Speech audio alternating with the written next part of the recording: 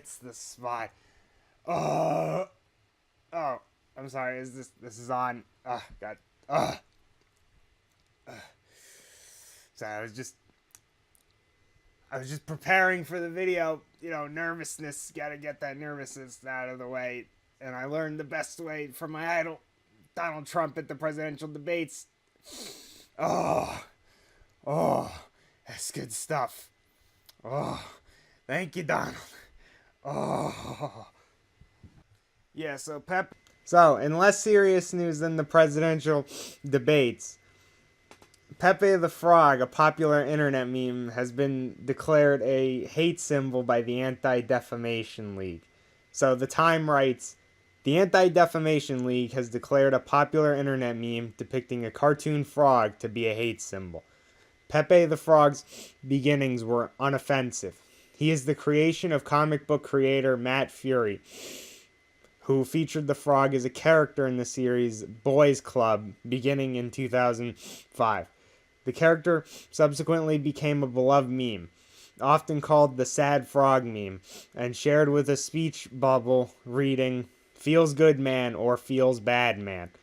It was at times posted on social media by the likes of Katy Perry and Nicki Minaj, but recently, as the Daily Beast reported in May, the character has been co-opted by a faction of internet denizens who decided to reclaim it from the mainstream and began sharing it in anti-Semitic contexts. Images of the frog, variously portrayed with a Hitler-like mustache, wearing a yarmulke or a Klan hood, have proliferated in recent weeks in hateful messages aimed at Jewish and other users on Twitter. The ADL wrote in a statement, "Once again, racists and haters have taken a popular internet meme and twisted it for their own purposes of spreading bigotry and harassing users," wrote ADL CEO Jonathan A. Greenblatt.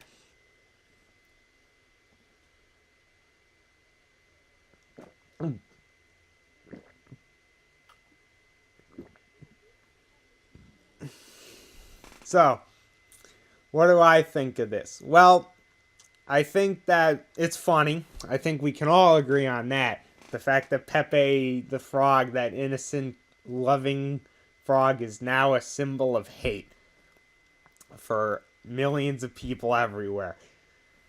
But at the same time, I do have to kind of agree somewhat with the Anti-Defamation League because it has become something of a hate symbol. You see, its beginnings it was just a meme. It was just any other meme. It was a picture of a sad frog and used it to emote whether or not you felt bad about something or you felt good about something.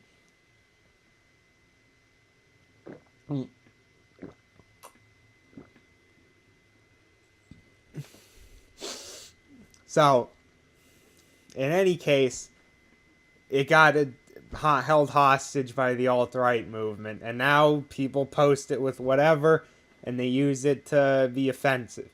Not even just for race, in terms of trying to be offensive by being racist. They also post very inappropriate pictures, both in sexual manners and disgusting manners involving bodily functions, a lot of stuff. It just kind of it's the internet, what can you do? So I kind of can see where they're coming from. I kind of agree on it being a hate symbol. However, the thing about this is that I think it brings up an interesting topic of conversation.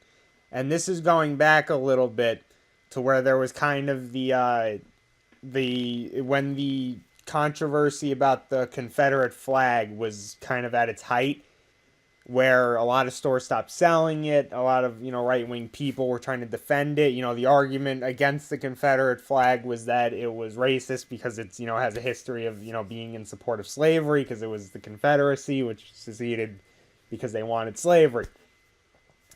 So, and then the counter argument to that was that it wasn't about that. It was about, Southern pride. It had nothing to do with race. So, the thing about that and why I feel like this kind of opens the doors on that as a conversation is because Pepe began as I don't think anyone can really argue that he began as something that was not racist. It didn't even really mean anything. It was just a stupid joke that people posted online. And now because people used it and interpreted it in different ways and messed with it, it became racist.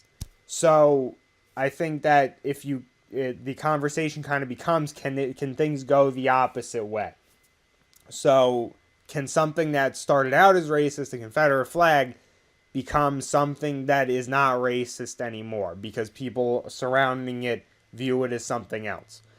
I actually believe that, yeah, ultimately that can be the case, because a symbol only really means what people believe it to mean, because it's an abstract concept. The design on the Confederate flag does not actually mean racism. It's just a design that they thought looked cool. So, and I guess I forget there's symbolism in the flag, but I'm forgetting it right now. And by forget it, I mean I don't know it. Uh, so but I do believe that that's actually true to an extent. So it can be argued that the Confederate flag, to a lot of people, really doesn't hold that racist element to it. The issue is that the people who tend to try to argue that the Confederate flag aren't racist are like those toothless hicks. At least these are who you usually see, the vocal minority, or maybe the vocal majority. I don't know. In which they go on and they try to argue it's not racist, but at the same time they're like, "Hey, I'm teaching my kid, how to make hang nooses and stuff like that," and they're obviously racist. So it's not genuine. So I think that that's a large part of why the perception of the Confederate flag hasn't changed. And I'm not racist. I don't proudly have a Confederate flag because I don't believe in it. I don't have Southern pride, and I am from Florida, so I was from the South. But I assure you, I'm not racist. So me defending the Confederate flag on this is purely on a principled standpoint, on an intellectual standpoint, that I feel like this does open up that topic of conversation.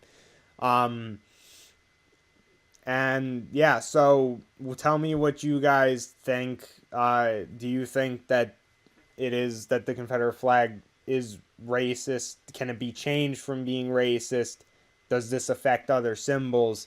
And thanks to my friend who goes by the name Bumbleness Brady on YouTube for actually helping me kind of think about this, because when I initially heard this story, I just kind of accepted it. I was just like, yeah, there are a lot of dickheads are using the meme for racist stuff, so sure, it's a hate symbol now.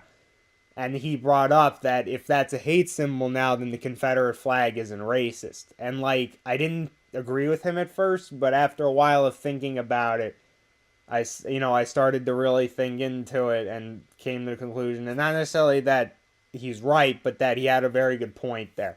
So that's where a lot of this idea kind of came from. So I like the spark conversation in my viewers and people I talk to in real life online. I like to encourage that intelligent debate because I think that that's the best way to solve any problem, is for people to actually have a conversation and not get into fights all the time. You can talk about stuff like this, racism, and you can kind of be on both sides, regardless if it's right or wrong. Obviously, I'm on the side that, a lot of this stuff is wrong. So, for example, I support Black Lives Matter, but at the same time, there's a lot of people who don't. So, and do I think that there's a racial element to not necessarily to not supporting it, but do I think that there's a racial element in the negative view of it? Yes. But at the same time, we need to be able to have a conversation about this kind of stuff in order to be able to come to a mutual agreement on what needs to be done. And it doesn't need to be everyone yelling at each other. And it doesn't need to be people throwing innocent little frogs into the mix to fight their battles for them. So tell me what you guys think, converse, and yeah.